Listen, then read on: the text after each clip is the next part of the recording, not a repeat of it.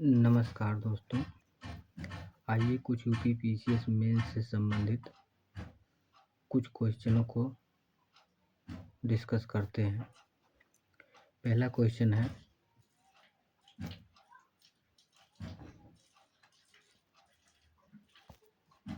हड़प्पा कालीन वास्तुकला की प्रमुख विशेषताओं का वर्णन कीजिए।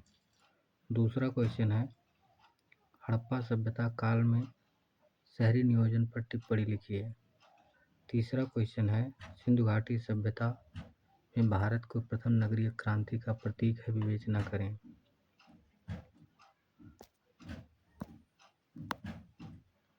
चौथा क्वेश्चन है, हड़प्पा सभ्यता का नगरीय नियोजन आधुनिक नगरीय नियोजन का आधार प्रस्तुत करता है, इस कथन की समीक्षा करें।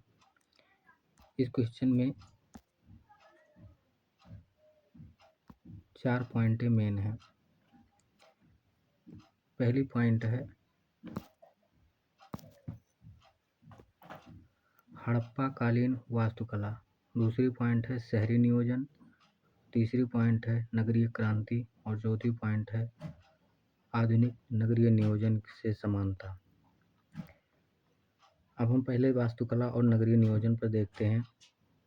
तो इसके मूल में आप विलय भूमिका के रूप में हड़प्पा या सिंधु घाटी सभ्यता 2500 ईसा पूर्व से 1750 ईसा पूर्व विश्व की सर्वाधिक उन्नत प्राचीन सभ्यता यानी शहरी सभ्यताओं में से एक थी। अब इसमें आप प्रस्तुत लिखते समय अगर वास्तुकला की पूछता है तो वास्तुकला नगरीय निकाय यानी नगरीय नियोजन, जल निकासी व्यवस्था या सामाजिक संगठन अपने समय से कहीं आगे की सोच का परिचायक था। समय पीछे का है, इसलिए अब आते हैं उसकी वास्तुकला की जो प्रमुख विशेषताएं हैं उसको देखते हैं। सबसे पहली प्रमुख विशेषता थी वास्तुकला में पक्की ईंटों का प्रयोग, जिसमें भवनों, सड़कों, कुओं, नालियों में समान आकार की पक्की ईंटों का उपयोग किया गया था। ये आपका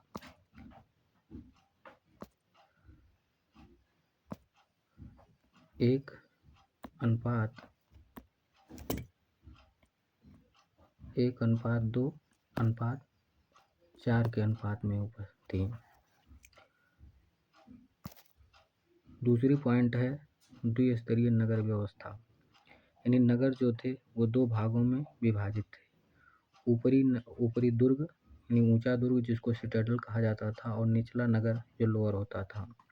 जो सिटाडेल होता था उसमें उच्च वर्गीय लोग रहते थे, मतलब जो एलिट क्लास जो प्रशासन से संबंधित जुड़े थे, और निचले में सामान्य लोग निवास करते थे। तीसरी पॉइंट है सार्वजनिक भवनों का निर्माण। तो सार्वजनिक भवन मतलब जैसे आज सार्वजनिक भवन है, सामूहिक योग सबके सब सार्वजनिक होता है, सभी के लिए होते हैं, उस तरह से उस समय थे। तो मोहनजोदड़ो में एक महान स्नानागार था, जो स्नान यानी सभी लोग पूजा पाठ या जो भी होता था उस फंक्शन के लिए या भी उनकी जो सांस्कृतिक क्रियाकलाप थे उनसे जुड़े होते थे। हड़प्पा में मसान अन्नाकार था, जो अन्न भंडार का प्रतीक था, और सभा भवन भी थे जिसमें सभी लोग सामूहिक निर्णय लेते थे। ऐसी संरचना उन्नत शहरी संस्कृति की प्रतीक है। चौथा पॉइंट था निजी भवनों की सुव्यवस्था। निजी भवन लगभग एक समान थे, सभी के मकानों में आंगन, कमरे, रसोई और स्नान गृह बने होते थे, जिनसे नालियां जुड़ी होती थी। पांचवी पॉइंट है जल निकासी व्यवस्था। भूमिगत ढकी नालियां थीं, सीधी सड़कों के किनारे समानांतर बनी थीं। यह आधुनिक नगरों जैसी योजना थी। ये आपके 5 पॉइंट हो गए।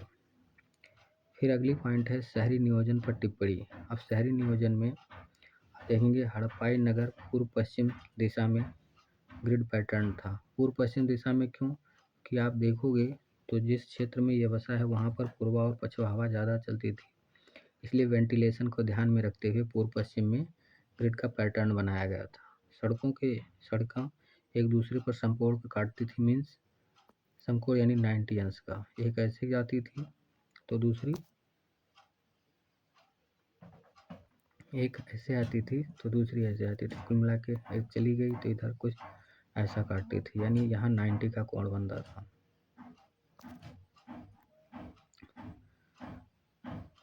जल निकासी की वैज्ञानिक व्यवस्था थी, मीन्स हर घर को मैंने उसकी नाली को मेन नाली से जोड़ा गया था। सार्वजनिक भवनों का स्थान निर्धारण था कि कुछ एरिया के बाद एक सार्वजनिक भवन होता था। यह सब अत्यंत योजनाबद्ध शहरी जीवन का प्रमाण है। यह योजना न केवल तकनीकी दक्षता बल्कि सामाजिक अनुशासन भी और संगठन का द्योतक भी है। अब आते हैं अगली पॉइंट जो था आपका तीसरा था कि भारत की प्रथम नगरीय क्रांति का प्रतीक। देखते हैं, सिंधु घाटी सभ्यता भारत की प्रथम नगरीय क्रांति का प्रतीक है। यह कथन पूर्णतः सत्य है,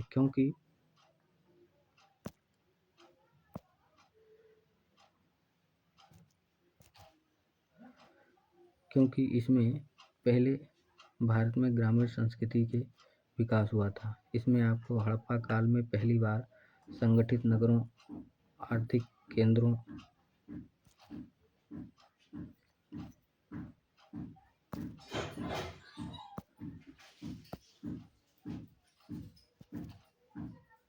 और व्यापारिक ये व्यापारिक मार्गों पर थे।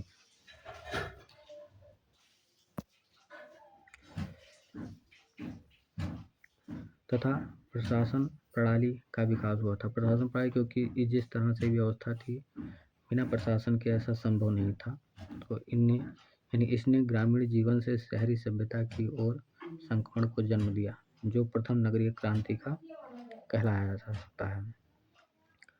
अगली पॉइंट है आधुनिक नगरीय नियोजन से समानता इसकी क्या है। तो हड़प्पा सभ्यता नियोजन आज के आधुनिक नगरों से अत्यंत समान है। तो जो चीज़ें उस समय आवश्यक थीं वह मूल सभी चीज़ें उपलब्ध थीं।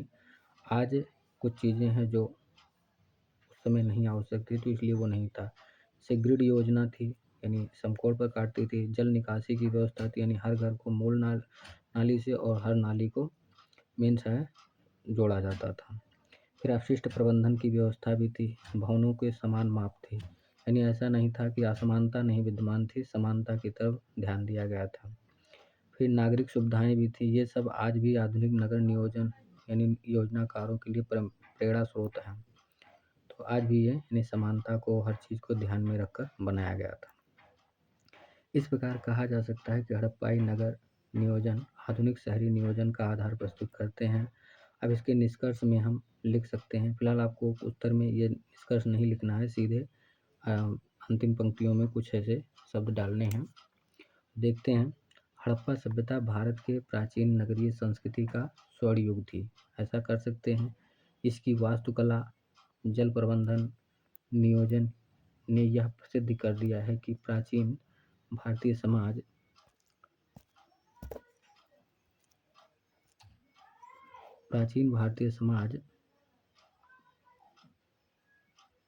न केवल धार्मिक या कृषि प्रधान था, बल्कि अत्यंत संगठित, वैज्ञानिक और शहरी भी था।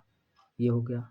अगली पॉइंट में लिख सकते हैं, हड़प्पा सभ्यता वास्तव में भारत की प्रथम नगरीय क्रांति और आधुनिक नगर नियोजन का प्रेरणा दोनों का प्रतीक था। तो जैसा उत्तर पूछेगा उसके अकॉर्डिंग इस कंक्लूजन को आप लिख सकते हैं। सुनने के लिए आप सबको बहुत बहुत धन्यवाद। जैसा भी होगा फीडबैक आप दीजिएगा।